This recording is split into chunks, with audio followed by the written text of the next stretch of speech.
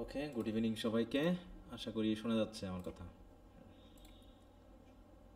জি sir. তো আমরা T S ইলিয়টের the wasteland আমরা শেষ করেছিলাম পুরোটা। হ্যাঁ স্যার। জি আচ্ছা, ভেরি গুড। ওকে, তাহলে আমরা এখানকার দুইটা কবি শেষ করলাম, তাই না? ডাব্লিউ বি ইয়েটস আর হচ্ছে টিএস ইলিয়ট আমরা শেষ করেছি। আচ্ছা, তোমাদের আর টেল অফ টু সিটিজের কি খবর? স্যার হয়ে গেছে। সবার হয়েছে? স্যার পড়ছি কিন্তু জি এটা স্যার। একটু স্যার। আচ্ছা, তাহলে আর 2 দিন সময় দিব, ঠিক আছে? যেহেতু আমরা পয়েম ইন অক্টোবর এটা পড়তে যে 2 দিন 2টা ক্লাস লাগতে পারে, ওটা দেওয়ার পর তার আমরা আর টেল অফ টু সিটিজ নিয়ে শেষ করব। কারণ ওদিকে আমাদের প্রাইড অ্যান্ড প্রেজুডিসটা হয়েছে না শুধু। হ্যাঁ স্যার। জি স্যার। ওকে, তাহলে আর টেল অফ টু সিটিজ এটা আমি আরও 2-1 দিন সময় দিলাম। আজকে 17 তারিখ। নেক্সট ক্লাস কবে আছে আমাদের?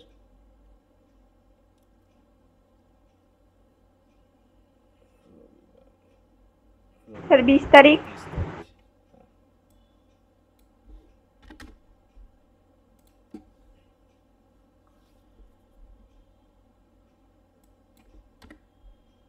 ওকে, তাহলে ওয়েস্টল্যান্ড যে শিটগুলো দিয়েছিলাম বা পয়েমটা নিশ্চয়ই তোমরা কিছুটা হলেও আইডিয়া করা গেছে যে আসলে কি সম্পর্কে, তাই না? কবিতাতে যেহেতু ছোট ছোট ইমেজ টাইপের গল্প আছে, কমপ্লিট কোনো গল্প বা স্টোরি লাইন যেহেতু নেই, তারপরেও আশা করি আইডিয়াটা কিছুটা হলেও এসেছে নাকি? হ্যাঁ হ্যাঁ স্যার। স্যার। আচ্ছা, জি স্যার। তাতেই যথেষ্ট। এখন বারবার একটু পড়লে পারেই জিনিসটা ক্লিয়ার হয়ে যাবে। এখন এই ক্ল্যারিফিকেশনের জন্য একটু ভালো করে পড়তে হবে। পড়াটা হচ্ছে সবচেয়ে এখন বেশি জরুরি বিষয়। আচ্ছা, তো আর একটু পড়ে নাও, যে যদি কারো কোনো প্রবলেম থাকে সেটা অবশ্যই জানাবা। আর শিটগুলোর যে ক্রিটিক্যাল অ্যানালাইসিস, থিমেটিক অ্যানালাইসিস, এগুলো বারবার দিয়েছি। বিশেষ করে সিম্বলিক ব্যাপারটা, কোনটা দিয়ে কাকে কি সিম্বলাইজ করছে এটা খেয়াল করবা। হ্যাঁ, এই জায়গাগুলো একটু গুরুত্ব দিবা। আচ্ছা, তাহলে আজকে আমরা নতুনটা শুরু করতে পারি নাকি? হুম। জি স্যার। আচ্ছা,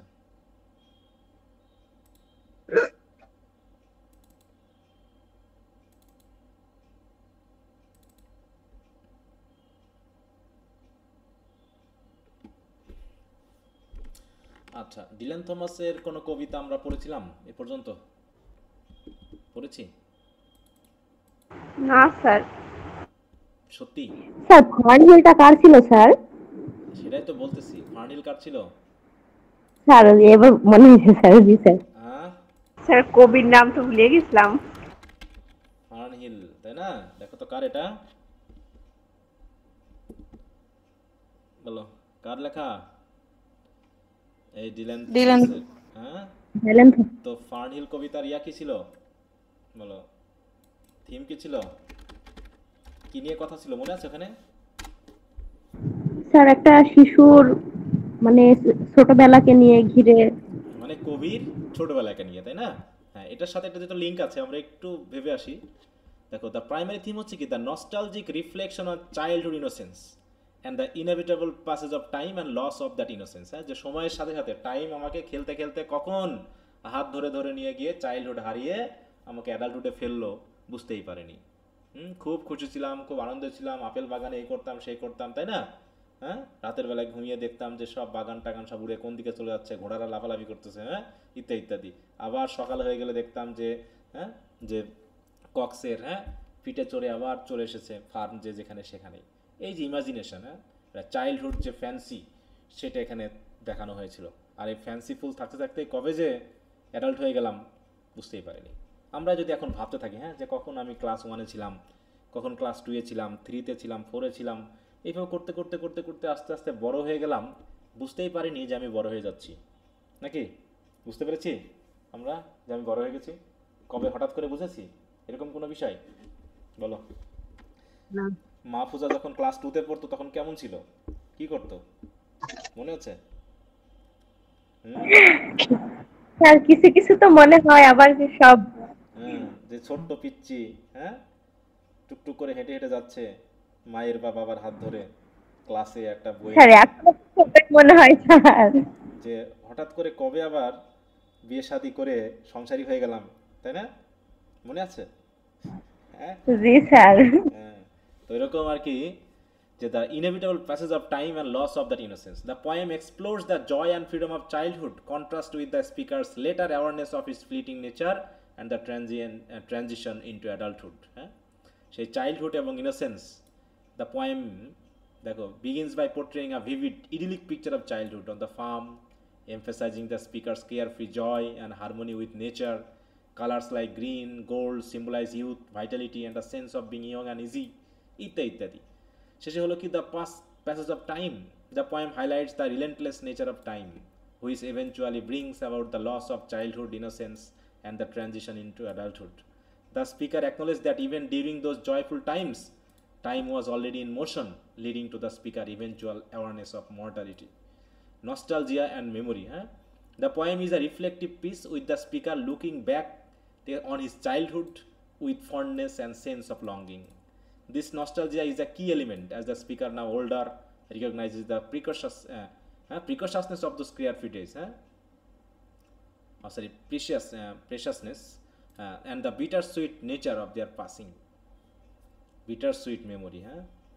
শেষ পর্যন্ত কি হলো, মর্টালিটি বা ম্যাচুরিটিতে চলে এসেছি। The poem ultimately touches on the speaker's understanding of his own mortality, acknowledging that even during the happiest times of childhood the seed of his eventual death were present. সবসময়ের জন্যই। তো এইভাবে দেখানো হয়েছে ফার্নহিলে। আমরা যে পোয়েম ইন অক্টোবর পড়ব, এখানেও সেই একই ঘটনা আমরা পাবো। ঠিক আছে? তো কবির জন্মসালটা একটু দেখো তো, কত তারিখে? 1914। Sir October 27। হ্যাঁ, কিন্তু মানটা একটু খেয়াল রাখো, মাস। অক্টোবর। অক্টোবর, তাই না? দেখো তো, অক্টোবর। হ্যাঁ, অক্টোবর। তাই বলছে Dylan Marlais Thomas was born on October 27, 1940 in Swansea, Wales. এইখানে তিনি জন্মগ্রহণ করেন। তো এখানে তোমরা একটু দেখবা, এখানে যেটা আমি একটু আনার চেষ্টা করেছি সেটা হলো যে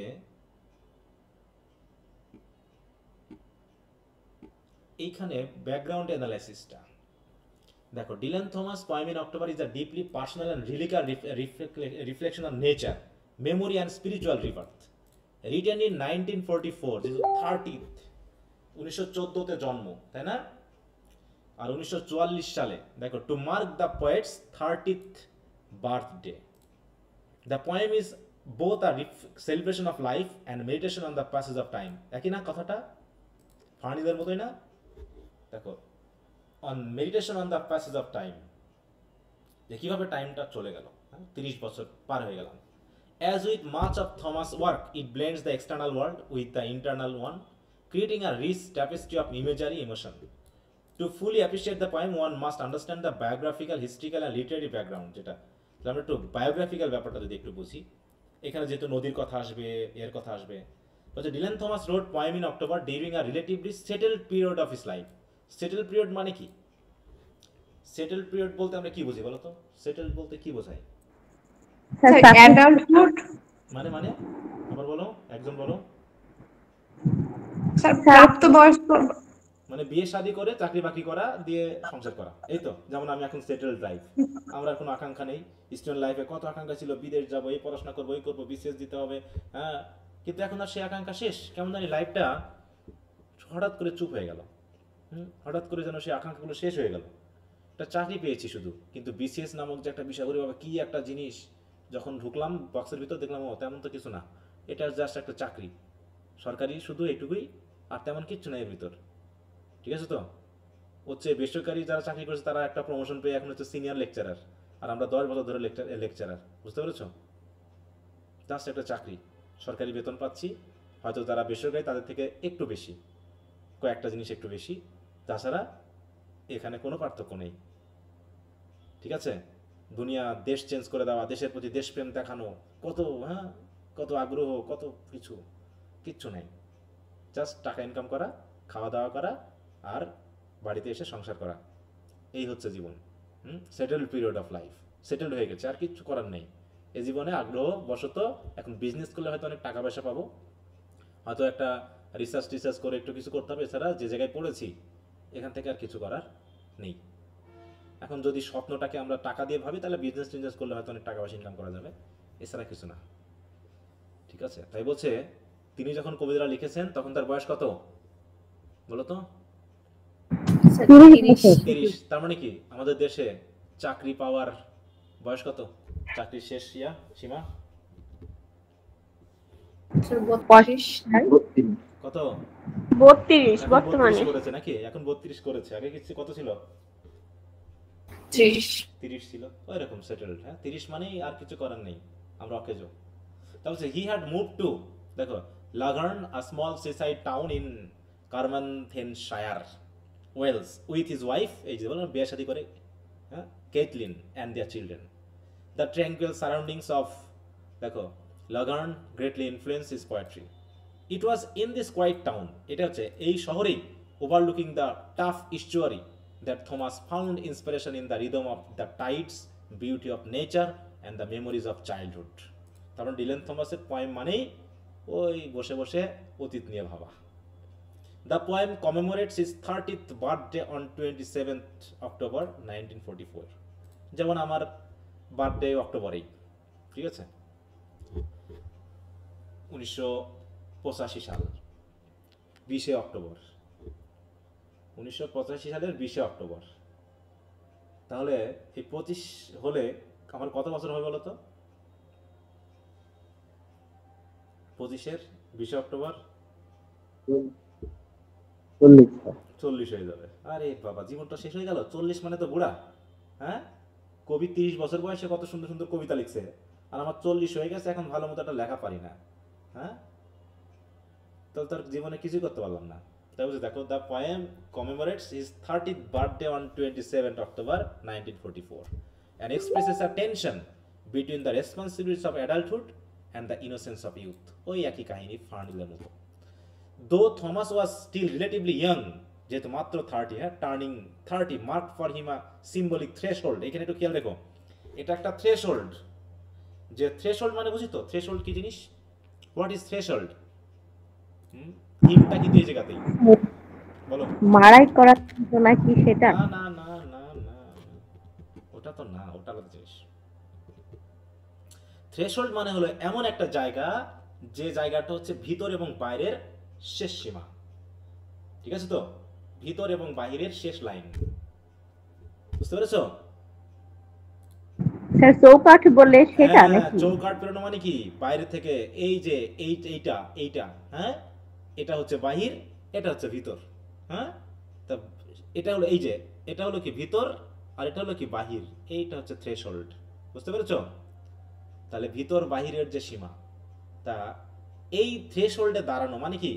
ইউথ এবং অ্যাডাল্টহুডের একটা থ্রেশহোল্ড হলো কোনটা বলো? এই 30 বছর। 30 বছর পর হওয়া মানেই তুমি এখন তোমার লক্ষ্যের, জীবনের শেষের দিকে আগাচ্ছ, আগ্রহের শেষের দিকে আগাচ্ছ। দেখো, থ্রেশহোল্ড ইন সিম্বলিক মিনিং, দেখি তো এখানে পাই কিনা আমরা। মিনিং ইন দ্য, আচ্ছা, poem,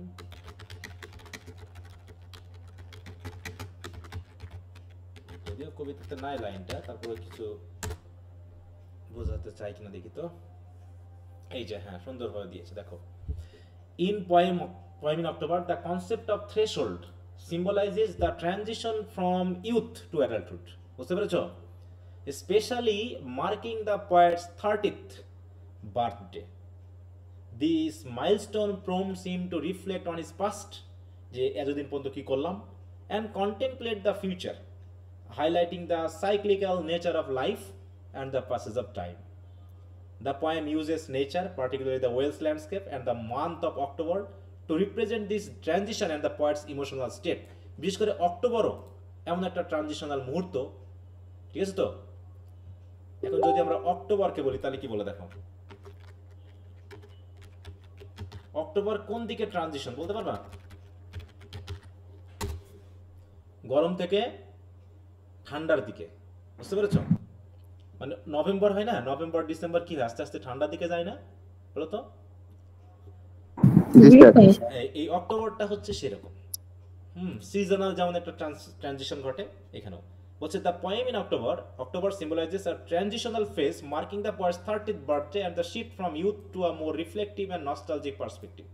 It represents the passage of time and the cyclical nature of life, with autumn's changes mirroring the aging process and the inevitability of mortality. The month also embodies the beauty of the natural world during this season, prompting the poet to appreciate life's fleeting moments. তার মানে কি, আস্তে আস্তে শীত আসবে, গাছপালা সব পাতা ঝরে যাবে আর কি অক্টোবরে, হ্যাঁ? তার আগ পর্যন্ত বর্ষা থাকে, এগুলো। এদিকে বসন্ত ছিল। বলছে October's vibrant autumn colours and the falling leaves symbolise the transition from summer's vibrancy to the dormancy of winter. তার মানে এটাও একটা কি, এই অক্টোবরটা একটা ট্রানজিশনাল মুহূর্ত, 30th বার্থডেও এটাও একটা ট্রানজিশনাল মুহূর্ত, mirroring the poet's own transition into a new phase of life. দেখো, aging and mortality. The poem explores the poet's contemplation of his own aging as he celebrates his 30th birthday. October's association with the end of growing cycle and the approach of winter serving as a, তোমাদের একটা কয়েকটা নাম্বারের একটু বলি তো, দেখো তো ভাইবাতে কিন্তু এই নাম্বারগুলো আসলে ধরা যাবে, কিন্তু বানানগুলো পারো কিন্তু। 19th, 20th, 30th, এই বানানগুলো বলতে পারবা কেউ ঠিক করে? লিখে দিতে পারবা? স্যার আমার স্টুডেন্টদের তো পড়ায় এখন। হ্যাঁ, গ্রুপ এই যে ইতে একটু লিখে দাও তো, তিনটা লিখবা, 19th, 20th, 30th, এই কটা এইখানে লিখে দাও দেখি গুগল মিটের মেসেজ অপশনে।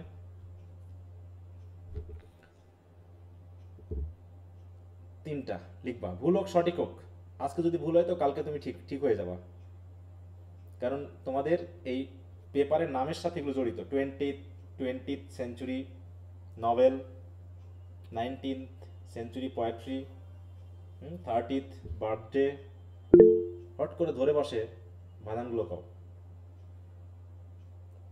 টিথ কিন্তু টিন না শুধু, ঠিক আছে তো? 19th, 20th,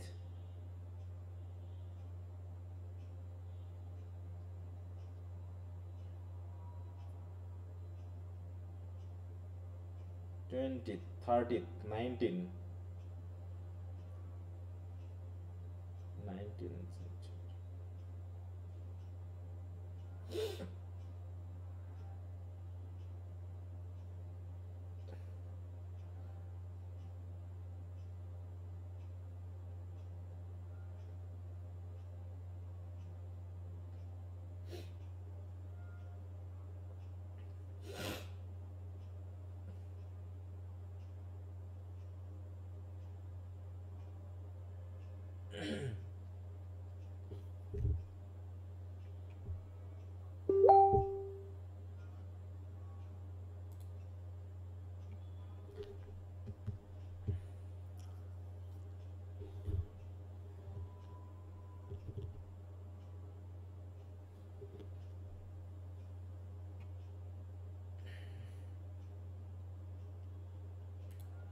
আচ্ছা, তো অনেকে লিখেছো, ভেরি গুড। একটু একটু অনেকের ভুল আছে, বেশি করে এই টিতের জায়গাতে গিয়ে ভুল হয়। হ্যাঁ, টিতের জায়গাতে গিয়ে আমরা একটু কোথায় গেল, প্রথমে 19 কি হবে?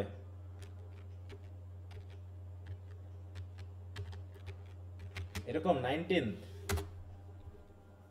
ঠিক আছে? হ্যাঁ স্যার, হ্যাঁ স্যার। সবার ঠিক আছে?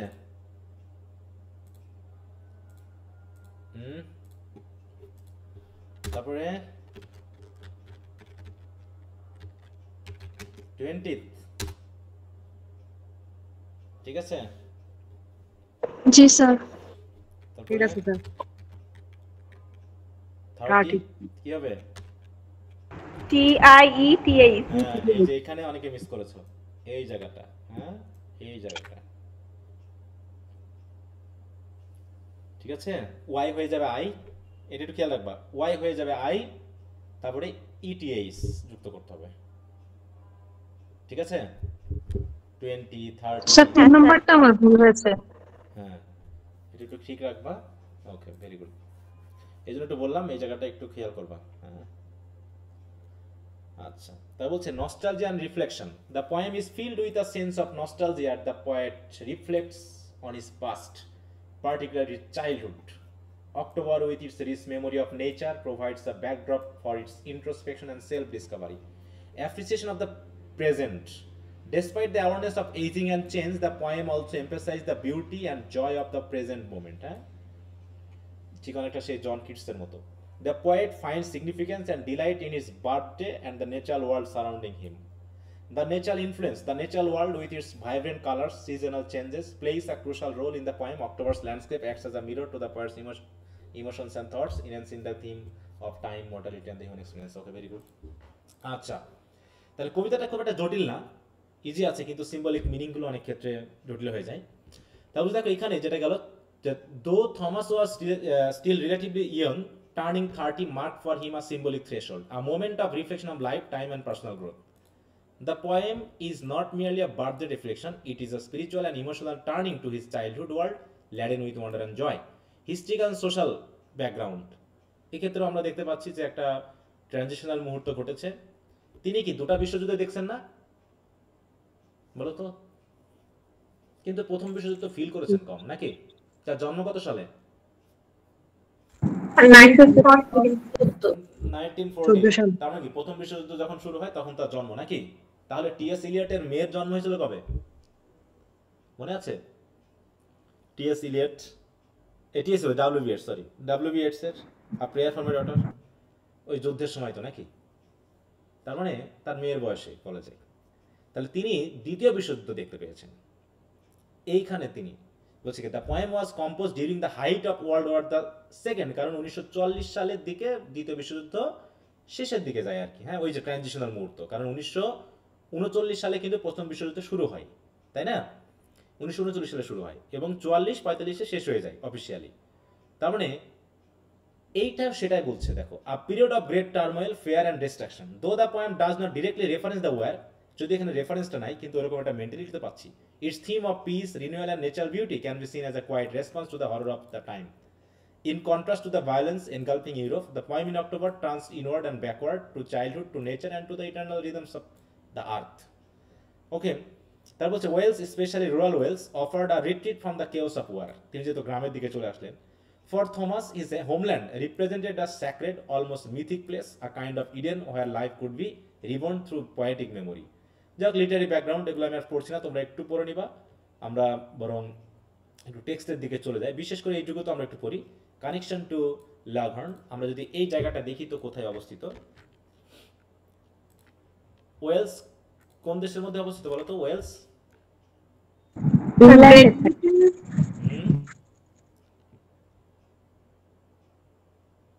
বলতে পারবো? গ্রেট ব্রিটেন, গ্রেট ব্রিটেনের অন্তর্ভুক্ত স্যার। হ্যাঁ, গ্রেট ব্রিটেনে কি ওয়েলস আছে না এর ভিতর? এই যে দেখো, জি স্যার। দেখো তো এটা কি নদীর পাশে? জি স্যার। এই যে নদীর পাশে, হ্যাঁ, মানে সমুদ্রের পাশে, নদীর পাশে। এই যে রিভার কোরান, এগুলো একটু খেয়াল রেখো। দ্য স্ট্যান্ড,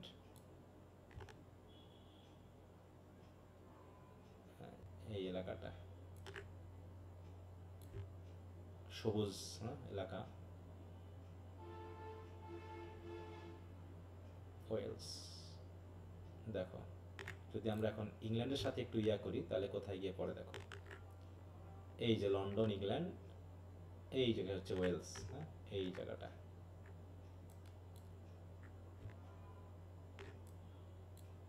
আমরা একটু প্লেন থেকে দেখে নিই। আর এইখানের এই কোনাটায় এই জায়গাটা, হ্যাঁ, এই দেখো কারমার থান, হ্যাঁ, এই যে এখানে ছিলেন উনি, ভালো আছেন এখানে, এই যে কারমানথানশায়ার, এখানে তার, এখানে তিনি ছিলেন। হ্যাঁ, স্মল দেখো, এটা হচ্ছে লাঘার্ন, a small seaside town in Carmarthen, Wales, with his live cat lane and their children. এখানে যে জায়গাটা তাকে খুব মানে প্রভাবিত করে, ইনফ্লুয়েন্স করেছে। অক্টোবরের সিগনিফিকেন্সটা কি তাহলে বুঝতে পেরেছি না আমরা? অক্টোবরের সিগনিফিকেন্সটা কয় দিক থেকে বলো তো? জি স্যার। একদিকে হলো কি ওই যে হ্যাঁ যে শীতকালীন, আর এদিকে হচ্ছে গ্রীষ্মের দুইটার থ্রেশহোল্ড।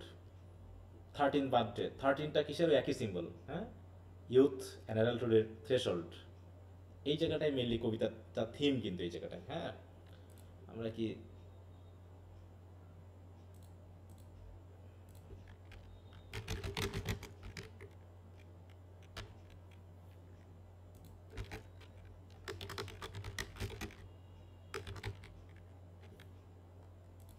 দেখো মেইন থিমটা কি বলে এখানে দেখি তো, ওই সেই আর মতো। দেখো, the main theme of ডিলেন Thomas poem in October is nostalgia and reflection on time, with a focus on the beauty of nature that the poet's own aging as he celebrates his 30th birthday. The poem explored the contrast between the innocence of childhood and the realities of adulthood, all while set against the backdrop of serene October landscape in Wales. আচ্ছা, তো এইটুকু যদি আমরা দেখি তাহলে কবিতাটা বুঝতে আমাদের জন্য সহজ হবে। তোমরা একটু খেয়াল রাখবে, হ্যাঁ, অক্টোবরের সিম্বল এটা অনেক সময় দেখো, October and the theme of memory, October is the moment of spiritual awakening, হ্যাঁ, the contrast between inner and outer October. এভাবে অক্টোবরের থিমটা একটু দেখে নিবা। আচ্ছা, তাহলে আমরা একটু পড়া শুরু করি। আচ্ছা, এই কবিতাটা প্রথম দুইটা স্টেনজা একটু নিজেরা পড়তে পারবা বলো তো? সামাইটা আমরা দেখে, এই শীটটা সবার কাছে আছে, আছে না? আমি তো ওখানে দিয়ে দিছি শীটটা, দিয়েছি কিনা? জি স্যার। হ্যাঁ, জি স্যার। যেহেতু দিয়ে দিয়েছি আমি তোমাদের একটু সময় দিলাম। প্রথম স্টেনজাটা সবাই একটু নিজেরা পড়বা। প্রথম স্টেনজা, প্যারাফ্রেজ, সামারি, যে কোনোভাবে হেল্প নিয়ে একটু নিজেরা পড়ে দেখি কি বলে। দিয়ে একজনকে আমাকে বোঝাতে হবে যে এখানে লাইনটা দিয়ে কি বলতে চাইছে। হ্যাঁ, তোমাদের সময় দিলাম 5 মিনিট, 5 থেকে 7 মিনিট, ঠিক আছে? স্টেনজা 1টা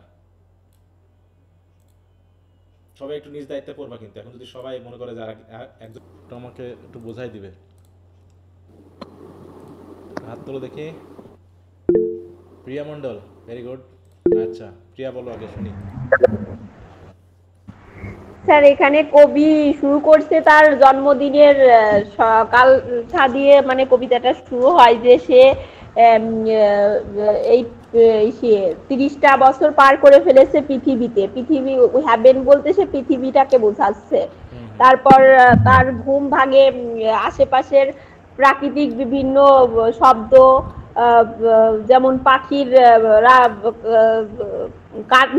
মানে পাখির আওয়াজ, তারপর বোট, বিভিন্ন শব্দ শুনে তার ঘুম ভাঙে, আর সে সেইগুলোকে ভাববে যে হয়তো আমাকে ওয়েলকাম করছে আমার জন্মদিনের সকালটা।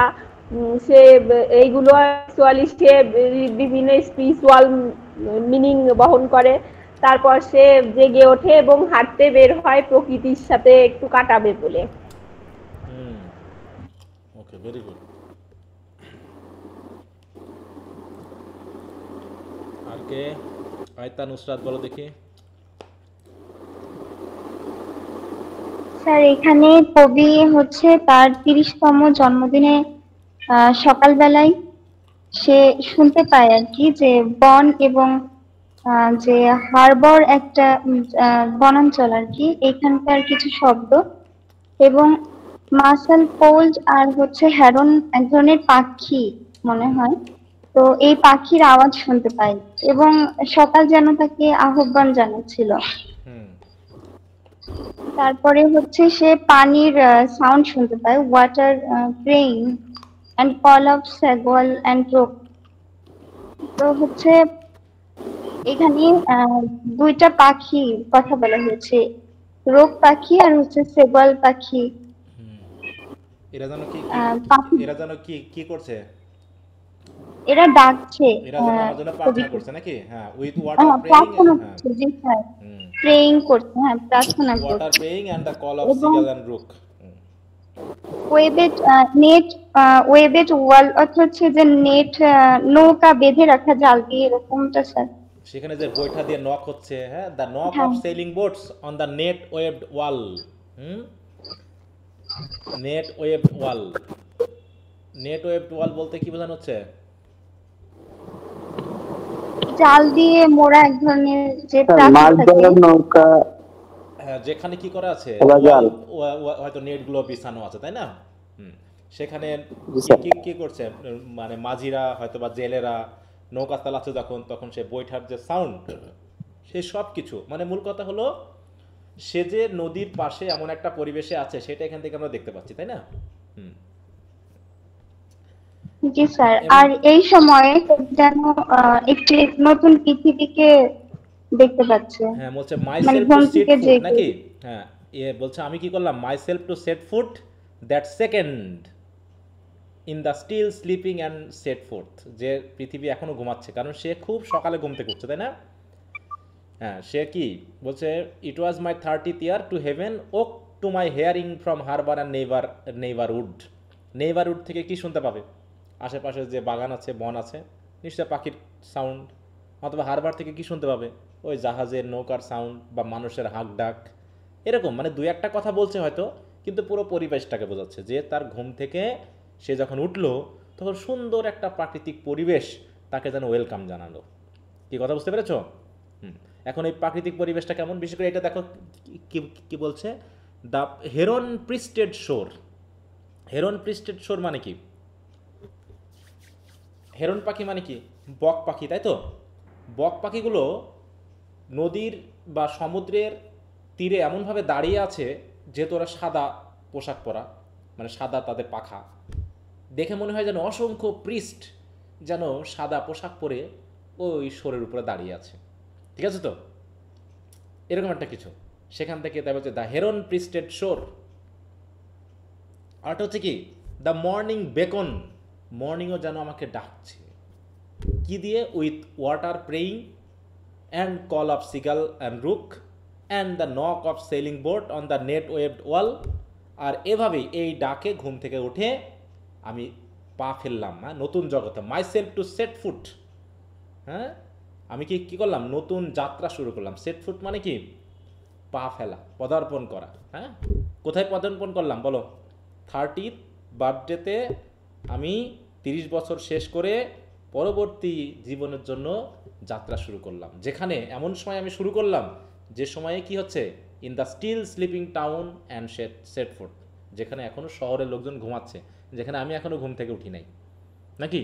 আমি কিন্তু এখনও ঘুম থেকে উঠি নাই। তো কি সিম্পলি এইভাবে বলা হয়েছে, কি কথা বুঝতে পেরেছো সবাই? হুম জি স্যার। হুম, আচ্ছা, ভেরি গুড। শুধু জাস্ট পরিবেশটা বুঝলে হবে না, পরিবেশের সাথে, তাই তো, যে একটা সুন্দর ন্যাচারাল যে সেটিংটা, এই সেটিংয়ে তার যে ওয়েলকামিং সেন্সটা, যেন প্রকৃতি তাকে ওয়েলকাম জানাচ্ছে, কারণ সে অলরেডি 30 বছর বয়সে পৌঁছে গেছে, এরকম একটা বিষয় বর্ণনা করছেন। এবং তিনি সব কিছু এত সুন্দরভাবে ফিল করছেন যেন মনে হচ্ছে তিনি যেন মেডিটেট করতেছেন, ওখানে বসে বসে ভাবছেন। হ্যাঁ, এইটা।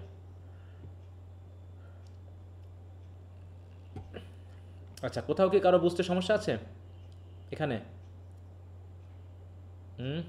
এই স্ট্যান্ডাতে কোনো কিছু? না স্যার। না স্যার।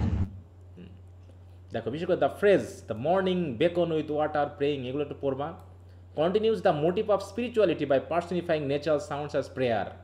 হ্যাঁ, দেখো, প্রিস্টেড হেরন, হেরন পাখির সাথে প্রিস্ট শব্দটা ইউজ করা, ওয়াটারের সাথে পেইং শব্দটা ইউজ করা, কলের সাথে দেখো, হ্যাঁ, কলস টু ওয়ারশিপ, যেন তাকে তার জন্য যেন প্রার্থনা করছে, এরকম। The water praying conveys the sense of nature silent ceaseless devotion, while the cries of seagull and rook add layers of vitality and community to the sense. This imbues the morning with a sacred atmosphere. হ্যাঁ, যে সুন্দর সকাল, এই সকালে আমি একটা নতুন জগতে, নতুন সময়ে পদার্পণ করছি। Making the simple act of waking feel like an awakening not only of the body but also of the soul, যেন আমি হৃদয় দিয়ে যেন এগুলোকে ফিল করছি। হ্যাঁ, তাহলে দেখো, the net covered harbour wall suggest both protection and entrapment, symbolising human attempts to harness and coexist with nature. হ্যাঁ, নেট কাভার্ড হারবার।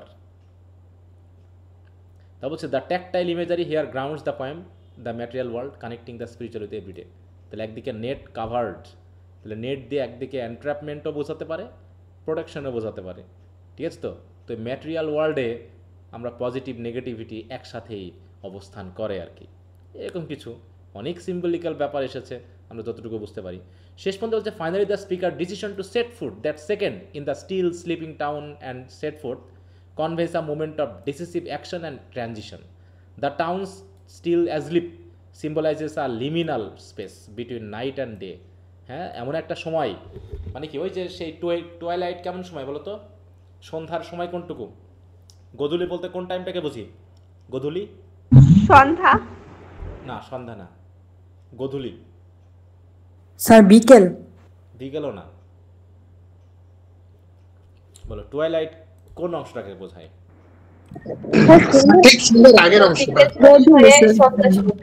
সূর্যের যখন লালিমা অস্তটা যায় স্যার, ওই সময়। ছোট্ট একটা জায়গা, ছোট্ট একটা লাইন, যে লাইনে আলো এবং অন্ধকার একসাথে এসে মিশে।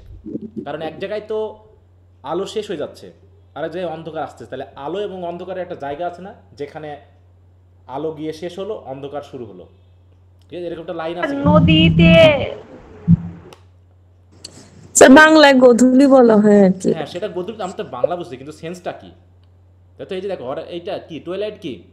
এই যে এইখান থেকে এইটুকু, এই পুরোটাই হচ্ছে কি, মনে করো দিন, এই পুরোটা হচ্ছে কি দিন, আর এই পুরোটা হচ্ছে কি রাত, ঠিক আছে? তো তো ঠিক সূর্য ডুবে গেল এবং কি হলো, সন্ধ্যায় লেগে গেল। তাহলে এই হ্যাঁ, এই যে জায়গাটুকু, ঠিক আছে? তো এই জায়গাটুকু বলা হয় টুয়াইলাইট। আর ডাস্ক হচ্ছে কোনটা? ঠিক এই চিকন লাইনটা, যেখানে আলো অন্ধকার শুরু হয়েছে, আলো শেষ হয়েছে, ঠিক আছে? তো দেখো সানরাইজ অ্যান্ড ডন, দেখো টুয়াইলাইট এটা ভোরেও, মানে রাতের দিকেও হতে পারে, আবার ভোরের দিকেও হতে পারে। ডাস্ক হচ্ছে একদম অন্ধকার এবং ইয়ার লাইনটা, ঠিক একেবারে ডন হচ্ছে অন্ধকার এবং আলোর লাইনটা। একদিকে হচ্ছে অন্ধকার শেষ হয়ে দিন হওয়া, আরেকটা হচ্ছে আলো শেষ হয়ে রাত হওয়া। তাহলে রাত হওয়ার সময়ের সাথেও টুয়াইলাইট আছে, দিন হওয়ার সাথেও টুয়াইলাইট আছে, শুধু আলো অন্ধকারের যে সীমানাটা, তো আবসা আলোটা দেখো, হঠাৎ করে তোর আলো শেষ হয়ে যায় না, হয় বলো তো? হঠাৎ করে কি আলো শেষ হয়, বা হঠাৎ করে কি অন্ধকার শুরু হয়, নাকি একটা ফেডিং অবস্থা চলে বলো তো? একটা ফেডিং অবস্থা চলে না? ফেড একটা লাইট আসে, এই যে এখানে যেমন হঠাৎ করে দেখালো, এখানে কিন্তু হঠাৎ করে দেখানো হয়নি। এখানে দেখো সূর্য ডুবে যাওয়ার সাথে সাথে প্রথমে আলো কিছু থাকে, আস্তে আস্তে ডিপ হতে হতে হতে হতে অন্ধকার হয়ে যায়। একইভাবে আলো কাটতে কাটতে একটু আলো আসে, তারপরে আরেকটু আসে, আরেকটু আস্তে আস্তে দিন হয়ে যায়। এই জায়গাটুকুকে বলছে টুয়াইলাইট। হ্যাঁ, তো এখানে ঠিক সেরকম, যে এই জায়গাটা যেহেতু মানুষ এখনো ঘুমাচ্ছে,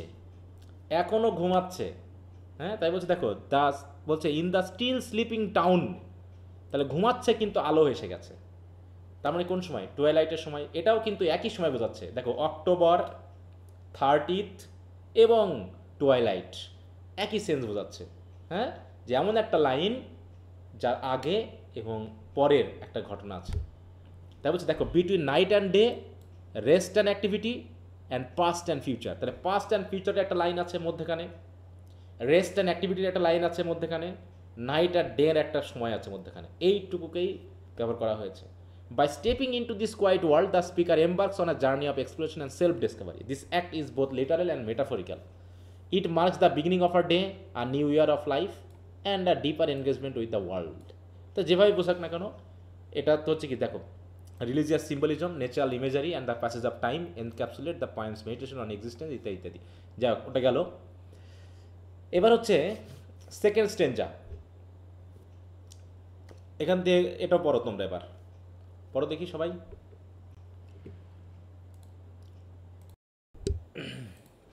পড়ছো সবাই? আছো লাইনে? হ্যাঁ স্যার।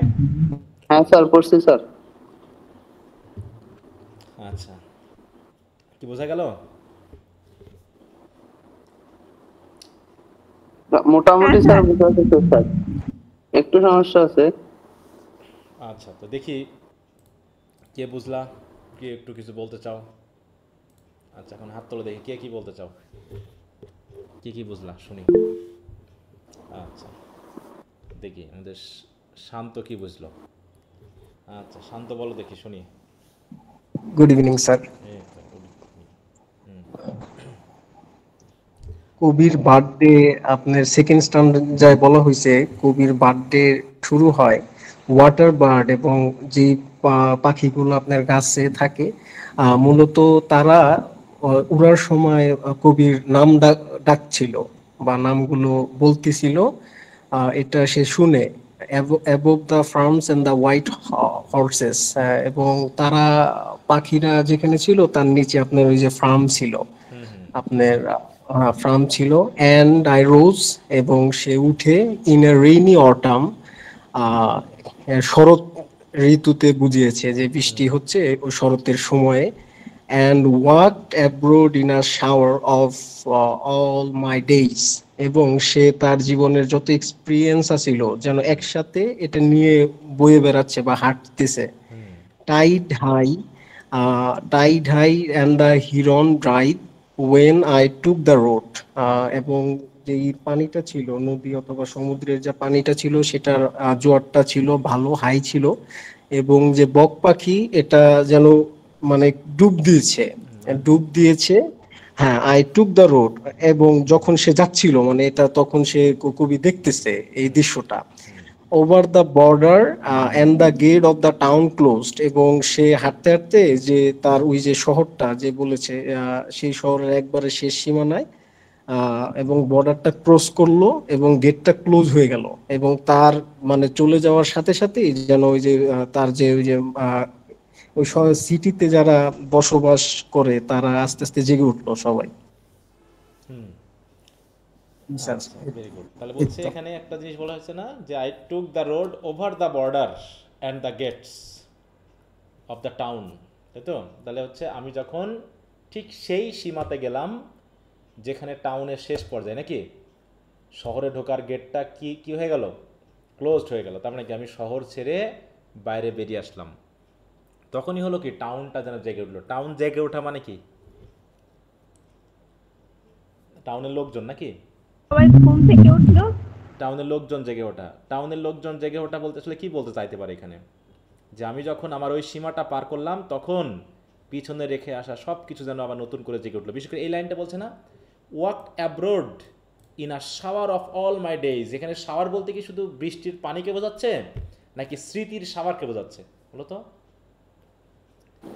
স্যার তার স্মৃতির যে শাওয়ার, স্যার অতীতের তার যে সময়গুলো স্যার অতিবাহিত করতেছিল স্যার, এটা স্যার অতীতের সকল দিনের স্মৃতি যেন বৃষ্টির মতো আমার মাথায় এসে পড়ছে, মানে আমার স্মৃতিতে যেন জাগরিত হচ্ছে, জেগে উঠছে, এরকম একটা বিষয় এখানে বলা হয়েছে।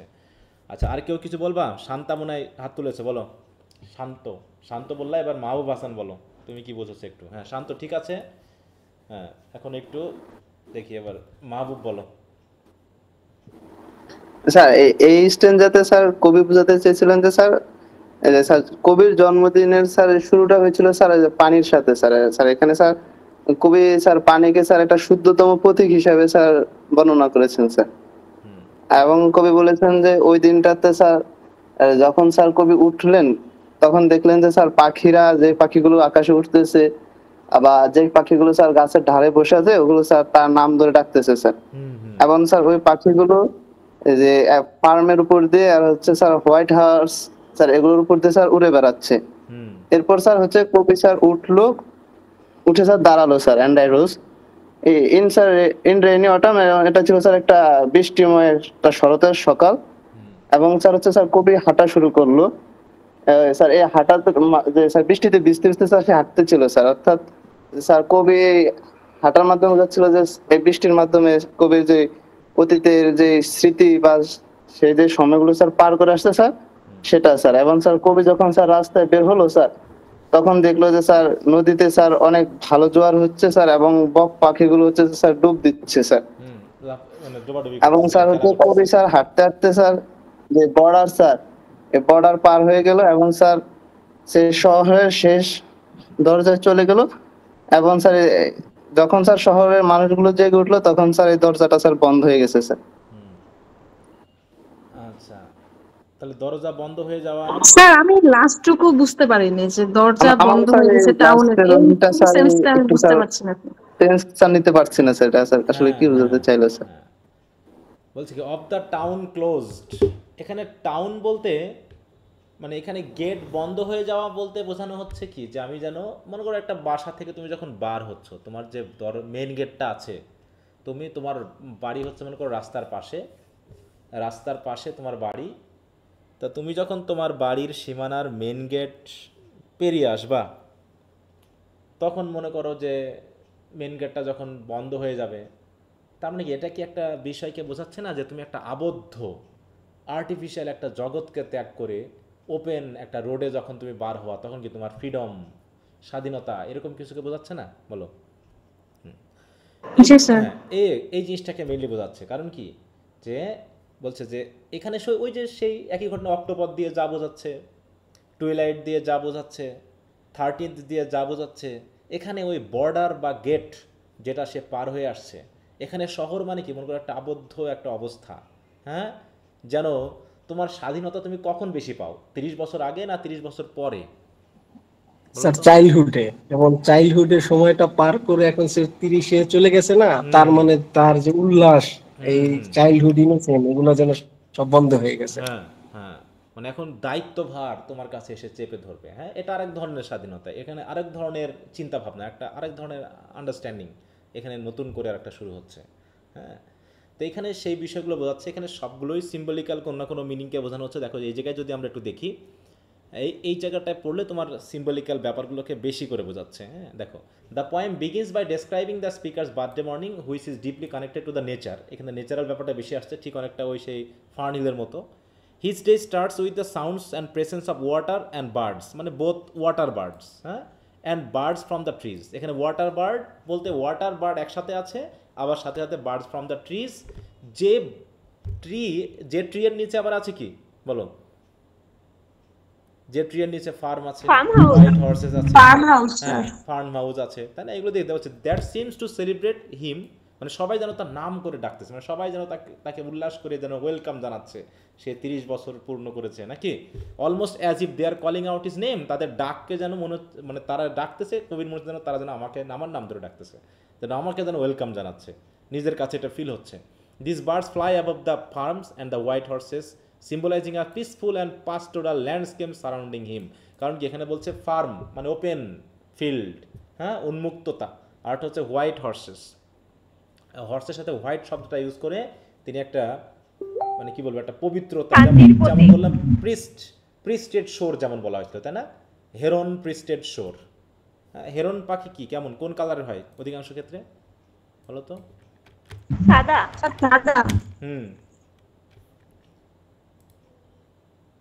এই যে এরকম, তা মনে করো এই পাখিগুলো যখন অসংখ্য পাখি যখন এই শোরে আছে আর কি, heron birds on the sea শোর, এরকম যদি একটা ইমেজ দেখি, মনে যেন অসংখ্য বার্ড থাকলে ভালো হতো। মনে যেন কোনো প্রিস্ট যেন সাদা পোশাক পরে দাঁড়িয়ে আছে। প্রিস্টটা সাধারণত কোন পোশাক পরে বলো তো?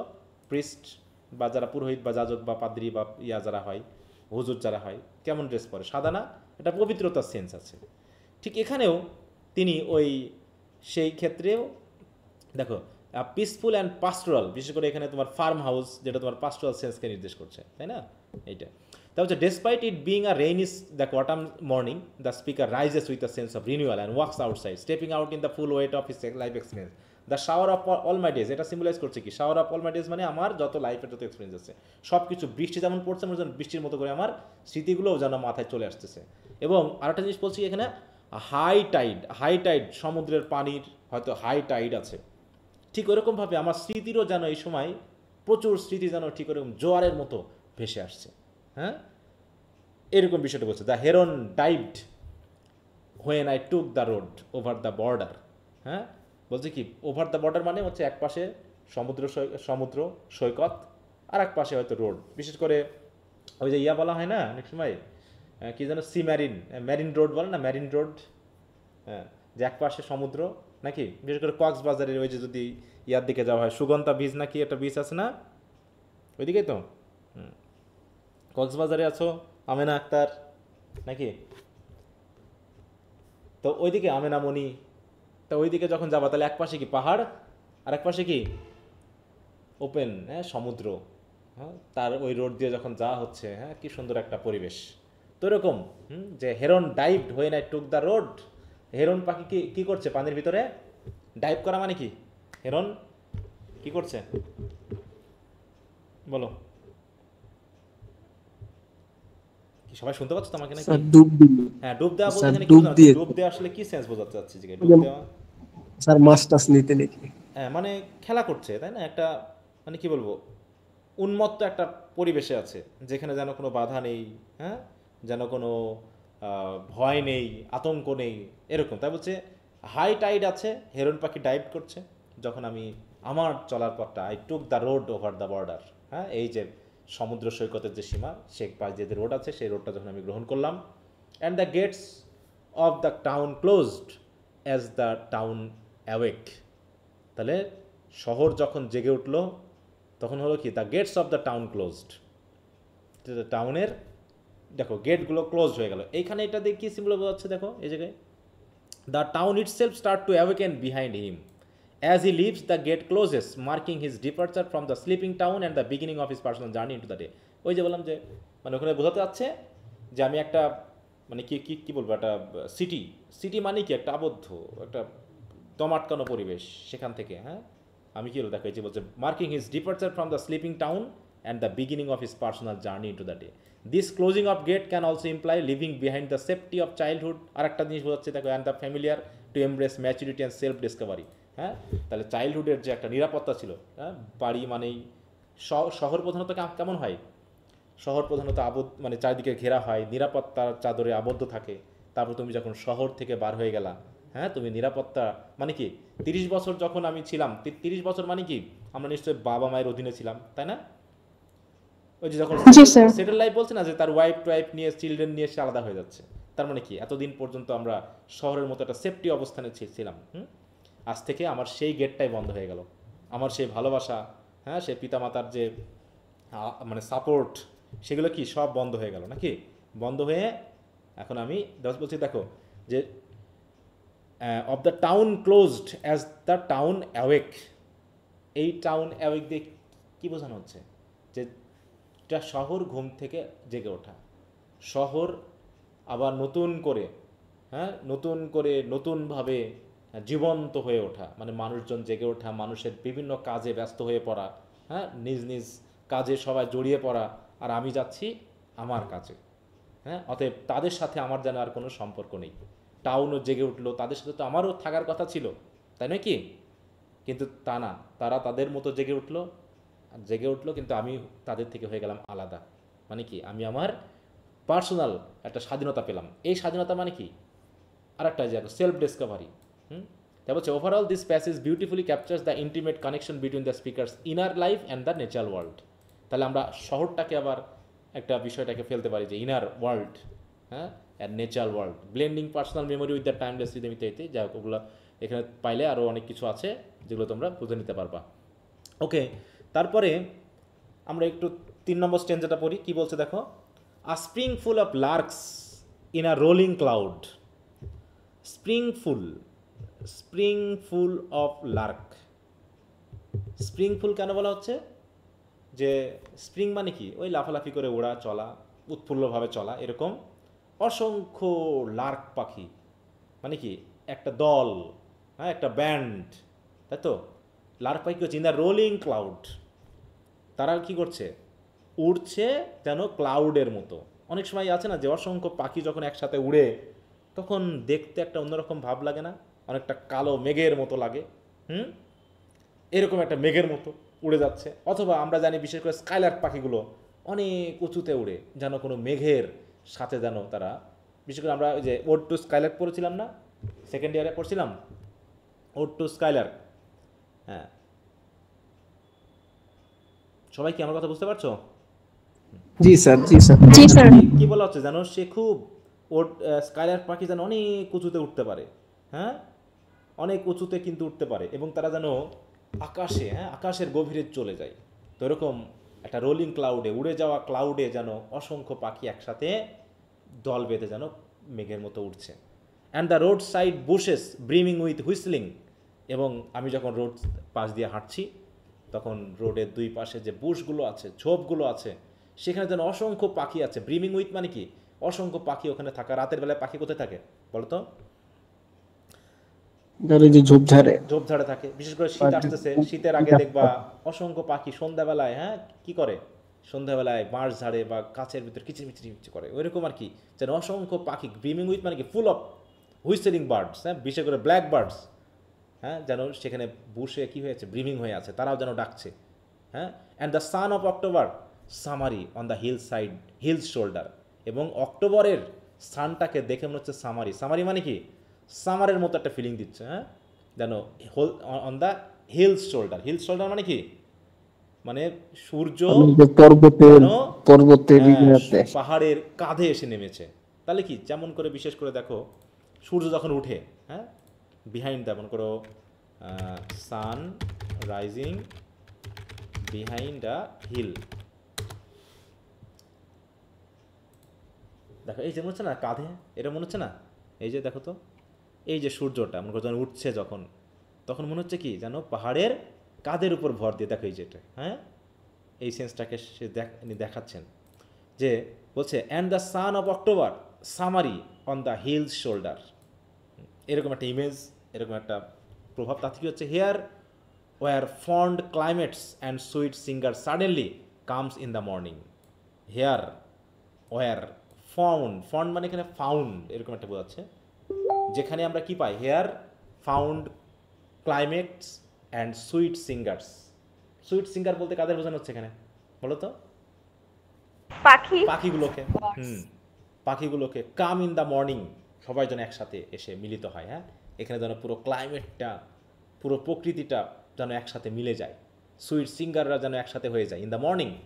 যেখানে কি করি, where I wandered and listen, তাহলে যেখানে হাঁটতে আমি এই জায়গায় আসি, এখানে এসে মনে হয় যেন পুরো প্রকৃতিটা এক হয়ে গেছে। এদিকে সূর্য উঠছে পাহাড়ের পিছন দিয়ে, এদিকে ঝোপে ঝোপে পাখি, উপরে পাখি উঠছে আকাশে মেঘে, সব কিছু মিলে। আর ওদিকে কি হচ্ছে, where I wander and listen to the rain wringing, আর ওদিকে বৃষ্টি পড়ছে। আসলে বৃষ্টির মধ্যে কি পাখি উঠতে পারে?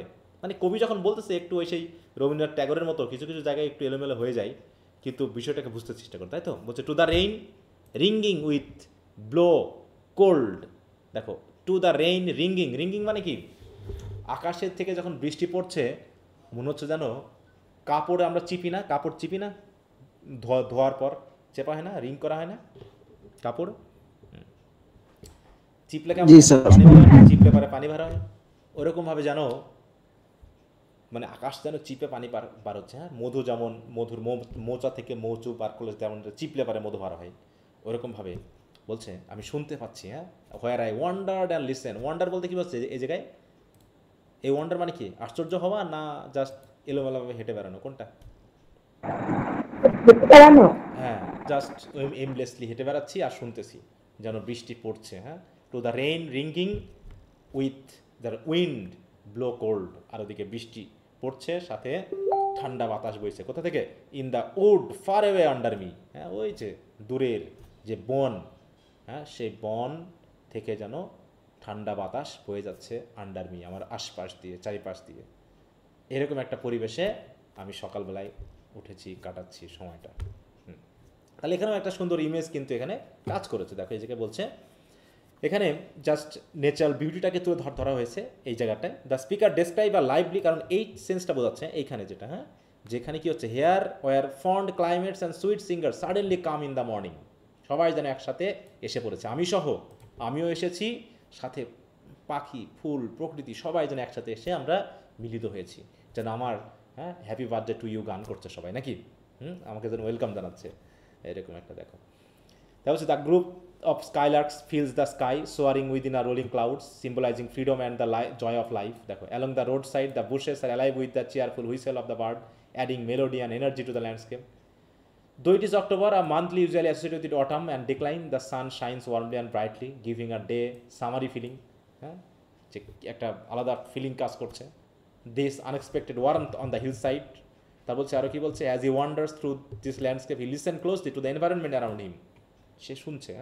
There is a sense of contrast that the rain is described as ringing from the sky, suggesting a tension and struggle in the weather. তাকেও যেন জোর করে ফেলা হচ্ছে বৃষ্টি, কারণ অটামে তো বৃষ্টি হওয়ার কথা না। While a cold wind blows from a distant wood far below. This combination of warmth, sound and chill creates a sensory experience that connects the deeply to the natural world. Overall, this passage captures a moment of sudden and unexpected beauty and warmth amid the changing season, reflecting the speaker's keen observation and emotional response to the world during his birthday walk. তাই তো এই birthday ওয়াকে যখন হাঁটছে তখন একটা natural beauty সে যেন কী করছে, অবজার্ভ করছে। হ্যাঁ, এটা এখানে বোঝানো হয়েছে, একটু খেয়াল রাখবা। তারপর হচ্ছে কি 4 নম্বর স্টেঞ্জা, দেখো, pale rain over the dwindling harbour. Dwindling harbour কি, কারণ যেহেতু বৃষ্টি হচ্ছে, ঢেউ হচ্ছে, অতএব পুরো পোতাশ্রয়টা হারবারটা যেন কি হচ্ছে, ডুইন্ডলিং করছে। হারবার বলতে আসলে কী বোঝায় বলো তো? What is Harbour? হারবার, হ্যাঁ, হ্রাস পাওয়া বা ক্ষীণ হওয়া। হারবার মানে যেখানে এই যে এই জাতীয় জিনিসটা পোতাশ্রয় বলে, যেখানে জাহাজ এসে থামে, তাই তো, কাঠের তৈরি বা কিছু তৈরি এরকম একটা স্থান মতো থাকে যেখানে থেকে মানুষজন উঠতে পারে আর কি। মানে যে অংশটুকু মানে ল্যান্ড থেকে পানির ভিতরে কিছু অংশ চলে গেছে। দেখো, a place on the coast where ships may moor in shelter, specially one protected from rough water by, দেখো, piers, jetties or other artificial structure. যেটা কিছুটা হলেও কী করেছে, পানির ভিতর ঢুকে গেছে এবং যাতে আমাদের জাহাজ বা অন্য কিছুকে প্রোটেক্টেড রাখে বা ওখানে এসে থামে, যেটা আমাদের ঠিক অনেকটা ওই সেই বাস স্ট্যান্ডের মতো, ওরকম। আচ্ছা, এটা অন্য সেন্স দিচ্ছে এখানে, বলছে দেখো, হ্যাঁ, আ part of body of water protected and deep enough to be a place of safety for ships and port. তো এখানে হারবার যেন কী হচ্ছে, ডুইন্ডলিং করছে, দুলছে। হ্যাঁ, হারবারটাও যেন দুলছে, কারণ কি পানির ঢেউ। And over the sea wet church, and over the sea, এবং যেহেতু বৃষ্টি হচ্ছে, তাই না, পেল রেইন, যেহেতু বৃষ্টি হচ্ছে, বৃষ্টি এত পরিমাণে পড়ছে, চারিপাশে যে সূর্যের আলোর যে উজ্জ্বলতা সেটার জন্য কমে গেছে। Pale rain over the dwindling harbour and over the sea, হ্যাঁ, wet church the size of a snail, এবং সমুদ্রের পাশে একটা কি আছে, চার্চ আছে, সে চার্চটাও বৃষ্টির পানিতে যেন ভিজে গেছে। ভিজে গিয়ে কেমন লাগছে জানো, the size of a snail with it's horn through mist and the castle. এখন আমরা যদি চার্চ দেখি, চার্চের উপরে কি থাকে, এক ধরনের ক্রস লাগানোর জন্য একটা জিনিস থাকে না, চার্চ পায়ার। এই যে দেখছো না, এটা এই যে উপরে যেটা আছে না, এটা যেন দূর থেকে দেখা যাচ্ছে এইটা, এবং দেখতে কেমন লাগছে চার্চটাকে, শামুকের মতো, স্নেইল। স্নেইলেরও যেমন থাকে না, একটা করে শুট থাকে, দেখবো উপরের দিকে এরকম থাকে না, এই যে এই যে, বা এই যে মাথা অংশটুকু, এই যেখানে দেখা যাচ্ছে না, এই যে অংশটুকু বিশেষ করে, দেখো, স্নেইল, চার্চ।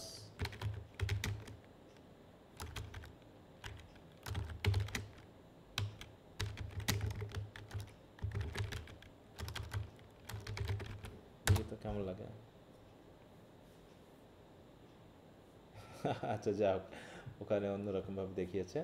ওকে, তো তাই বলছে যে ঠিক শামুক যেমন পানি থেকে উঠে আসলে বা ভিজে গেলে যেমন লাগে ওরকম। তো হচ্ছে wet church the size of a snail with its horns. এই যে হর্ন কোনটা, এই যে হর্ন আছে না স্নেইলের তো হর্ন থাকে নাকি, ওই চার্চের সেই উঁচু অংশটাকে এরকম হর্নের মতো লাগছে। হ্যাঁ, এই যেগুলো হচ্ছে তার হর্ন।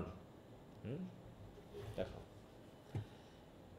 তো এখানেও সেটাই বলছে যে with its horn through mist and the mist মানে কি, উপরে যত আকাশের উপরের দিকে ওঠা যাবে, বৃষ্টি যদি খুব ঘন হয় তখন মিস্টের মতো বা কুয়াশার মতো মনে হয় না, সাদা একটা চাদরের মতো মনে হয় না? শীতকালে যেমন সাদা একটা আভাস থাকে, তেমনি বৃষ্টি হলেও কি ওরকম একটা অবস্থা গ্রহণ করে না পুরো পরিবেশ?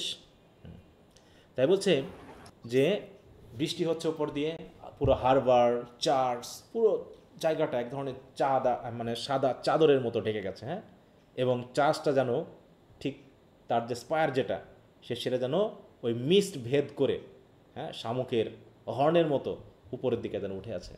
And the castle brown as owls, এবং যে ক্যাসেলটা দেখা যাচ্ছে না, ক্যাসেল মানে কি রাজপ্রাসাদ বা বড় একটা প্রাসাদ, সেটা কেমন লাগছে দেখতে বলো? পেঁচার মতো, পেঁচার মতো। হ্যাঁ, ব্রাউন অ্যাজ, দেখো এই জায়গায় যদি আমরা একটু দেখি, এই এই অংশটুকু কি বলে আমাদের এআই বেডি। স্যার একটু অদ্ভুত ডেসক্রিপশন। হ্যাঁ,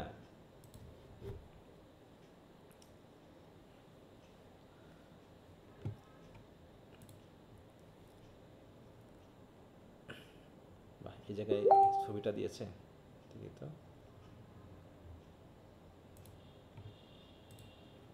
হ্যাঁ, ছবিটা বড় হলে ভালো হতো।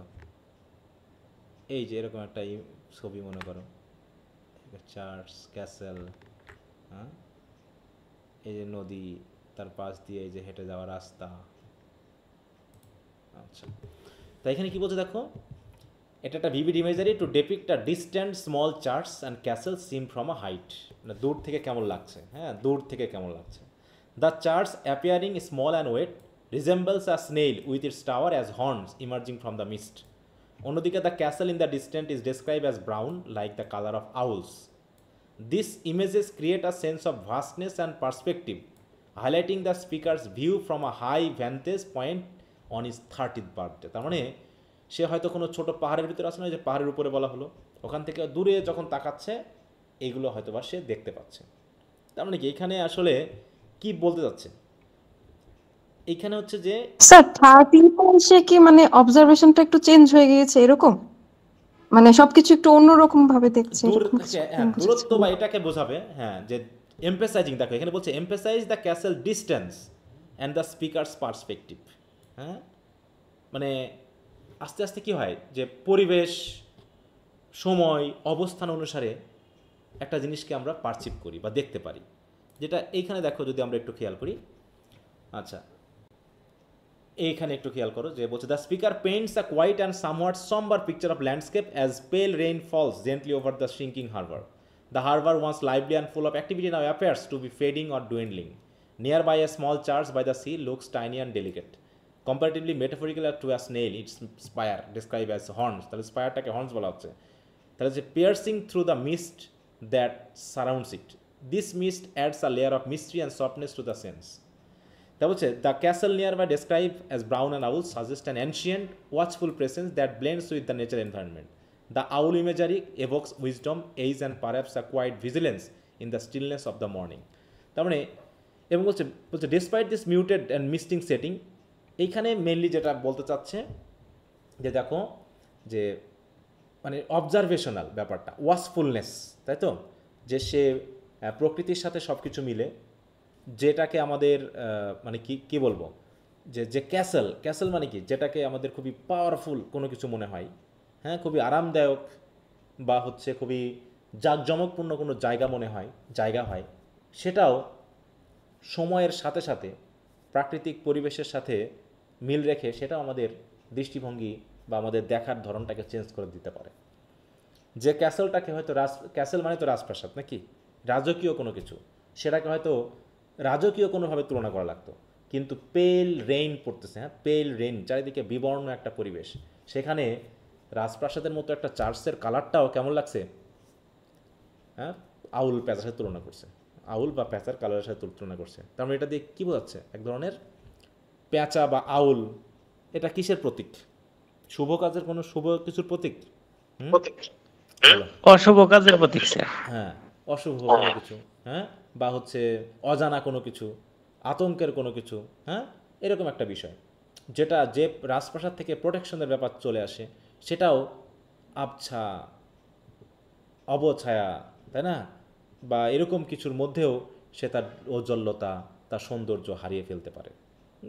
এরকম কিছু হয়তো এখানে সাজেস্ট করার চেষ্টা করা হয়েছে।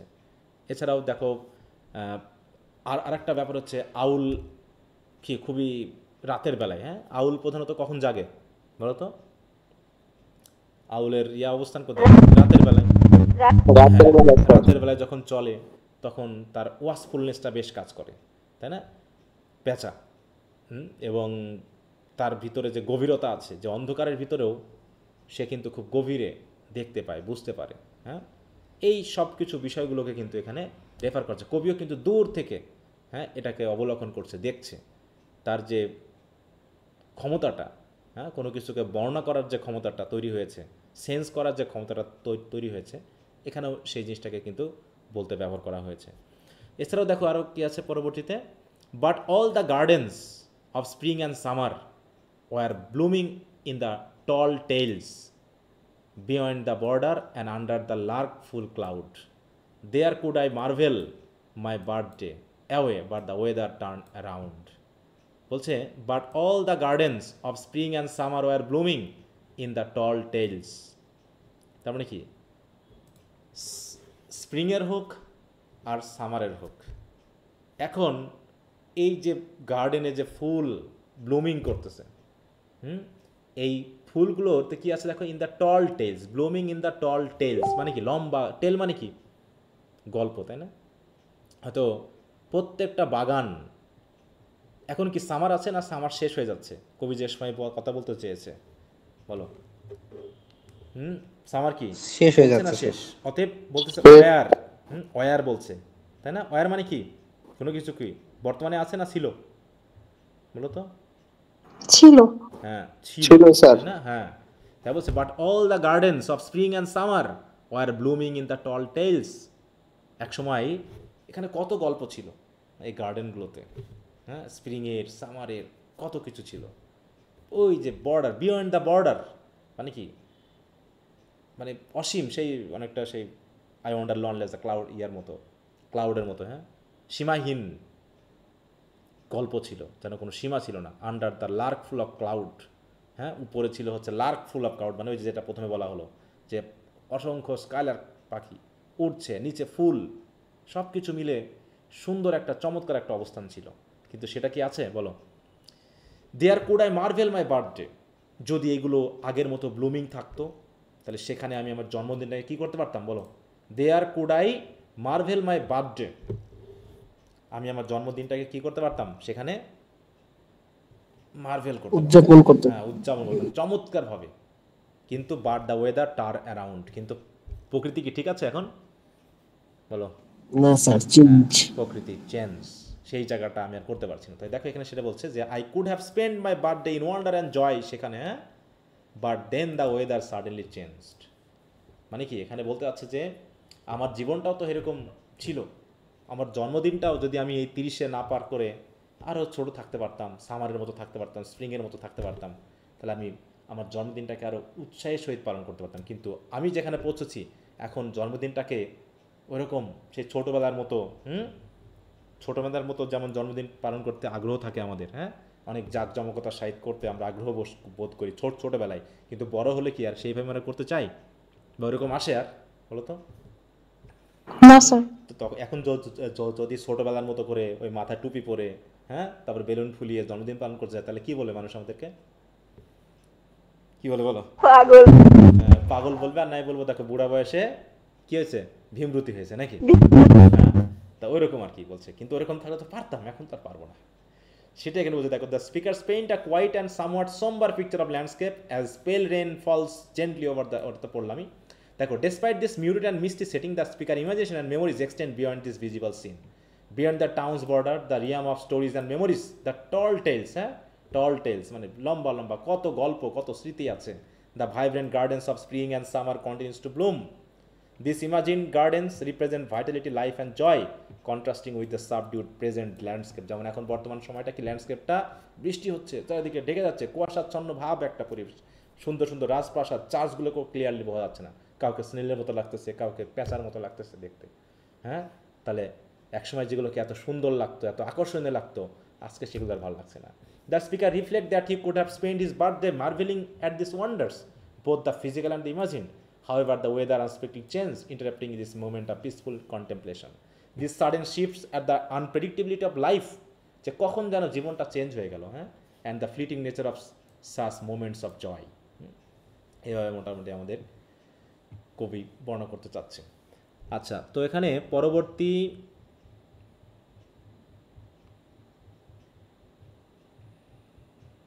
কয়টা স্ট্যান্জা থাকলো? 3টা নাকি? আমরা 4 পর্যন্ত পড়লাম, 3টা পড়লাম, 4টা পড়ছি স্যার। 4টা, তাই তো? তাহলে 5, 6, 7, এই 3টা যদি সম্ভব হয় তোমরা একটু বাড়িতে পড়ে নিবা, ঠিক আছে তো? আমরা সিম্পলি একটু আলোচনা করে নিতে পারবো, তাহলে তো হয়ে যাবে এবং সহজ আছে। মানে এখানে যেহেতু আমি সব কিছু দিয়ে দিয়েছি, এখানে একটু পড়লেই কোনটা কোন সিম্বল বোঝাচ্ছে, কী বোঝাতে যাচ্ছে, এটা নিয়ে একটু চিন্তা করলেই বুঝে যাবা, তেমন কঠিন কিছু না। ঠিক আছে, আচ্ছা স্যার। ওকে। আচ্ছা, আর তোমাদের যে কোশ্চেনগুলো দিয়ে দেওয়া হচ্ছে, আমি WBS সেটটা প্রিপেয়ার করতেছি, 2-3 মধ্যে দিয়ে দিব, কাল পরশুর মধ্যে পেয়ে যাবা। যেগুলো হয়ে যাচ্ছে সেগুলো একটু পড়া শুরু করবা, ঠিক আছে সবাই? হ্যাঁ স্যার। ওকে,